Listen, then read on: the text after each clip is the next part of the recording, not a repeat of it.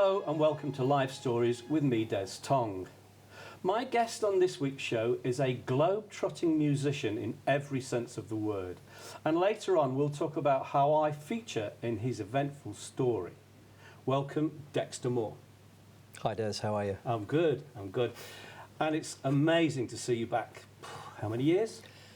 It's 35 years since we saw each other. Incredible. Yeah, today.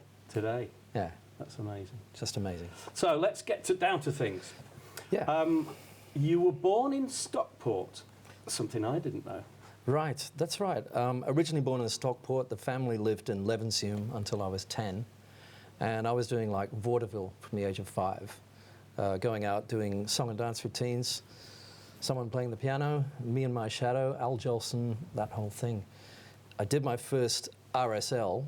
You have RSLs here? It's a ex-servicemen's clubs kind of thing. Yeah. We call them RSLs in Australia, where I live.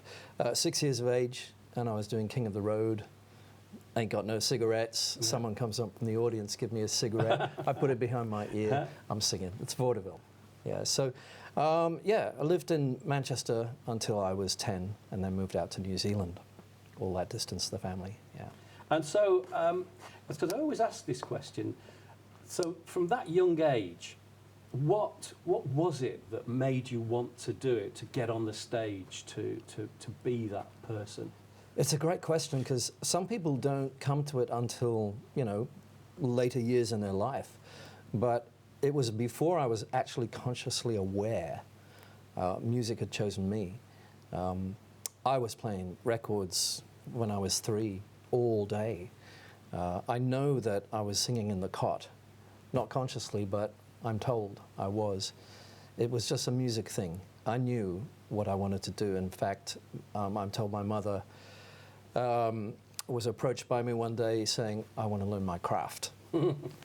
I knew what I wanted to do, right. And it's always been this almost unquenchable passion, following music, right, and letting music wash into my life. So you went to New Zealand, and all of a sudden, from a young age, you got success. In some fair degree, having left school at 15, it wasn't really happening for me at school, right from the word go. I didn't fit. I couldn't get it. I didn't see the system like my eldest brother saw the system. He was college dux. I dropped out at 15. I dropped out to be a dancer on TV, on a pop show every week. Oh, that's pretty cool. And it was cool, because the guys who were bullying me saw me hanging up there with beautiful girls. And it was a very poetic kind of end to that little chapter. But I very soon started a group after that, and we did a demo in one of the local major studios and got a record deal on the strength of that. And within a year and a half, we'd put 3 singles in the charts in New Zealand. Oh. Yeah. And then you then came over to the UK. What prompted that? Well, my parents were actually at that time dealing with managing us. I say us, my brother was in the band. And we'd felt that we'd gone as far as we could go at that stage in New Zealand in the 70s. And there were a couple of people who had come through who we'd met. So we thought, or rather my parents thought, and we all agreed that let's go over to England and see what ground we can break there. So we ended up, I don't know why, but we ended up, we arrived in London, we ended up in Blackpool. Right. Yeah, okay. Out on the end of the beach, right, with the wind blowing and the tide out. And it was like, it's desolate, But, we got going, and very soon there was management, there was even publishing, and there was a record deal in London, and a band, and it was all happening. So it didn't actually take long for that to happen. Right. But, and this leads into the story of my travels very much, is that I think there were really mainly 2 ways to get a record deal at that stage in the early 70s. And that was either you were on the scene and people knew you, you were doing sessions, and suddenly someone from a record company would be there, and you're on the scene, you're happening, and they might want what you do because people dig it, right? It makes sense, it's logical. The other way is to do what whoever it is wants you to do. And it was the latter that my deal was based on. And it started off with a lot of control over me as I was a minor at that stage. And it really just developed in that same direction. And no one was happy. It was problematic. And it just really wasn't hitting the mark musically at all. And things were changing, like the contract changed hands. I was phoned up by another record company. I didn't know what was going on in the end, and I felt very insecure about, where I was. But it was an instinctive feeling one day that came up and said no, and I followed that. So 1970, what was it? We got down here, 1976.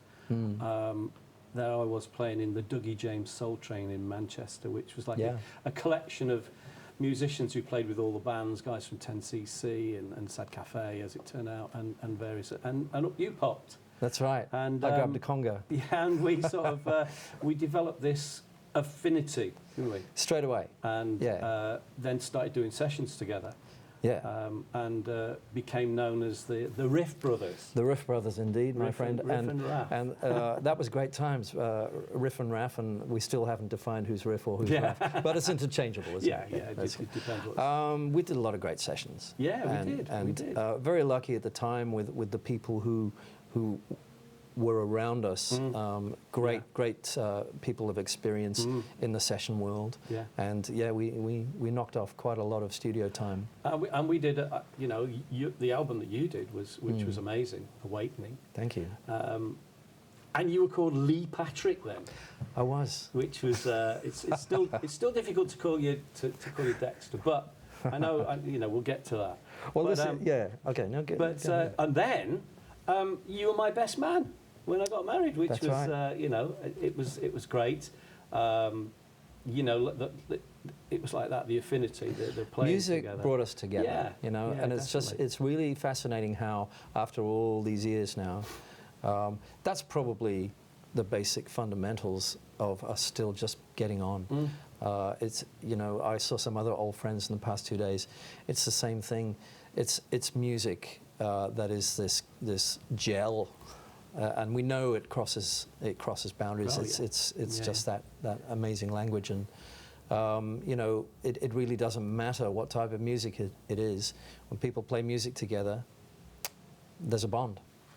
So you finished the album, and you turn your back on everything. Yeah. And you went on this awesome, amazing trip. So tell us about that. Tell me about that. Sure.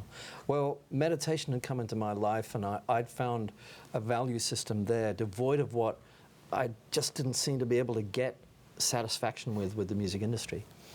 And to me, having also just been introduced to Jack Kerouac, the thing to do was to go on the road and take it to its absolute basis of a troubadour, a minstrel. And so I did. I gave away or sold everything I had apart from a guitar, the one I have here today. And I stuck out my thumb and I hit the road. And over a 2-year period, I traveled and I played music, I busked. I did various things like picking grapes and as well as busking. But it was about letting the music lead me and following that. And so it was a mixture of a musical and a meditation and a following my muse quest, which really, I was on the roads in Europe for 2 years, but it's lasted my life.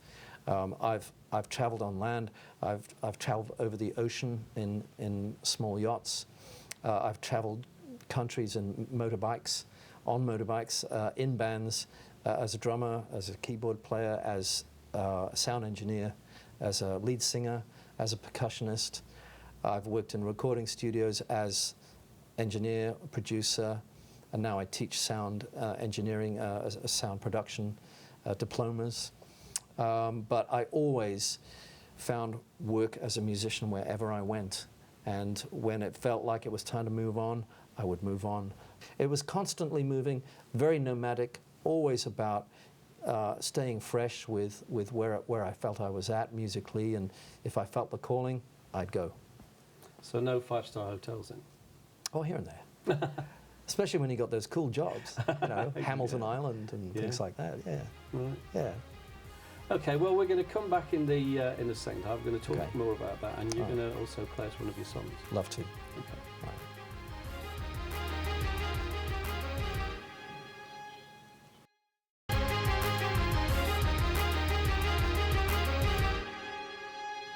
Welcome back to Life Stories with me, Des Tong, and my guest, Dexter Moore.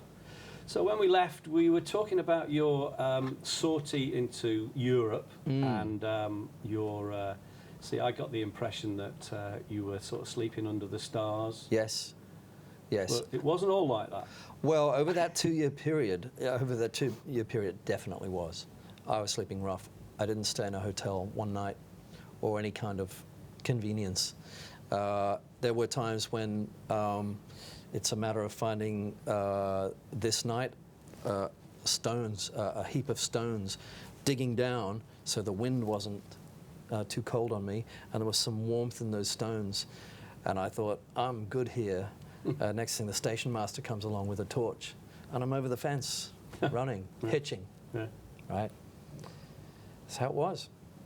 But, you know, I accepted that. I liked that. That's what I wanted. I needed to dig down into that part of me and that part of life where the illusion was gone, you know, and it was just dealing with the gritty now.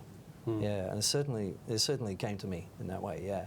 So, you know, that really helped me come to terms with myself and the world and grow my music as well.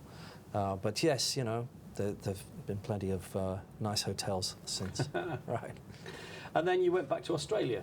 Yeah.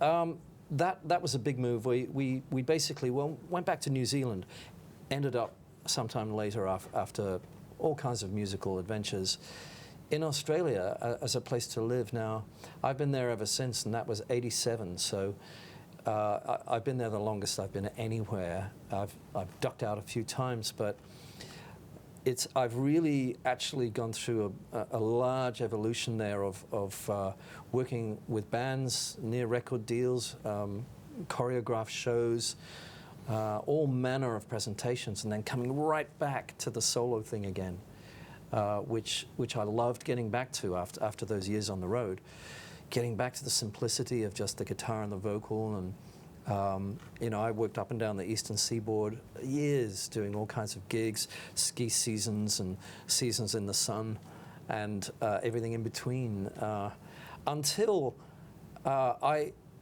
felt a change. You know, there wasn't as much work, and I think everybody in the world, every musician in the world felt that over the past 10 years. So for me, my way of dealing with that was I decided that I would go to university and do some study. I did 4 diplomas in a year, and then I got my teacher's certificate. And it worked, because 6 months later, I started a job as head lecturer at In Excess's recording studio, The Grove, teaching diplomas of sound production. And, you know, the interesting thing, Des, is that aside from playing music as a way to inspire people, I get the same satisfaction out of imparting what I can to see these people go, right, I know what I want to do. It means a great deal, you know, and passing along what I can to give them a concept to hold on to or create for themselves. It's pretty cool. And we were talking before, you're a big advocate of analog as opposed to digital recording. Well, alongside digital. Well, yeah, I'm not into the argument about it. I will not argue about it, because ultimately I think it's a blend of digital and analog depending on the project, right? I myself, though, and I make a point of teaching tape recording, how to record onto tape, and also getting the sound right at the source. leaving the EQ, leaving the compression, leaving all the add-ons as much as possible, getting that sound really, really clean and rich as you can with good mic placement and the right mic and the right techniques. You know, that's what I really enjoy teaching. But, you know, we deal with everything digital as well, you know. So. But you're over here now Yeah, because you've been mastering your album. that's right. And probably the most famous studio in the world. Abbey Road. Well, I created a business plan when I did my diplomas, and I decided that it was going to be about a project I record. So we recorded onto 24-track tape at 301 in Sydney, and lucky for me, John Hudson is living over there. He came in right from the start of the project, and I mixed it with him at his studio up in Queensland. And the cherry on top for the project was to come over to Abbey Road, master there, and cut to vinyl. And I've got that all filmed. Fantastic. Just awesome. Yeah. And so, what's your next step?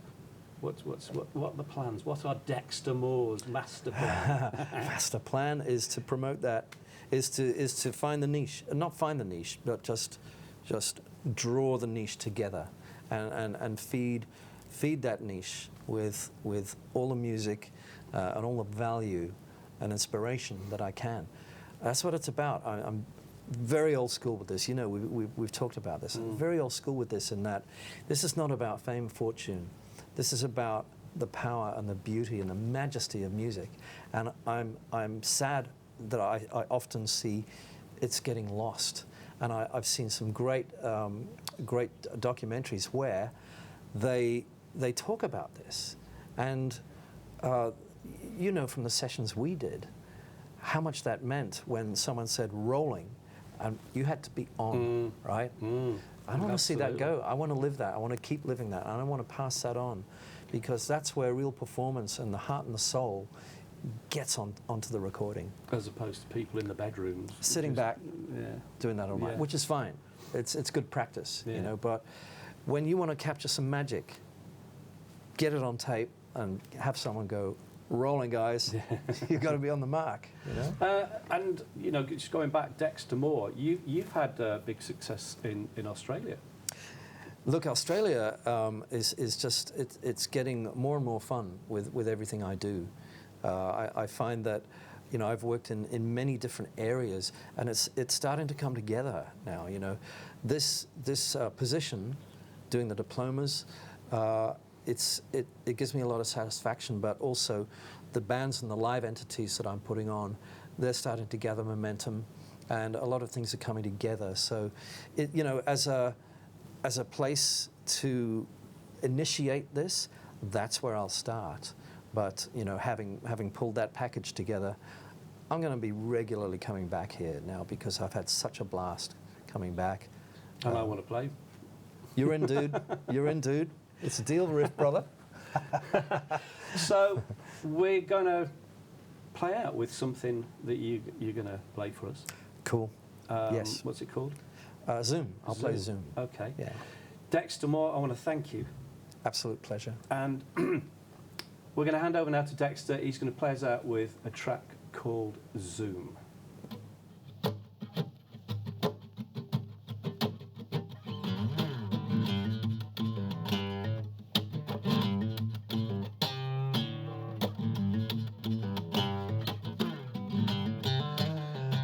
When my dream of you were finally face to face, time stands still. We share one space.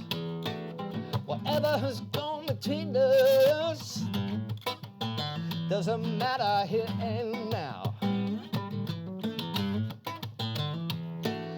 There's only what we decide to be and how. Zooming into you, zooming into me, zooming into you with the love thing. Oh, zooming into me, zooming into you, zooming into me. It's a love thing. Well, there's action in the jungle right now. One false move and pow. I got my teeth around that bullet and I'm ready to fight. Now even if I thought I could get transcendental,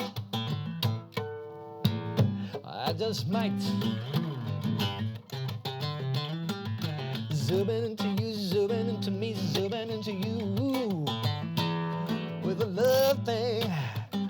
Oh, oh, oh, yeah. Zooming into me, zooming into you, zooming into me. It's a love thing. Yeah, yeah, yeah.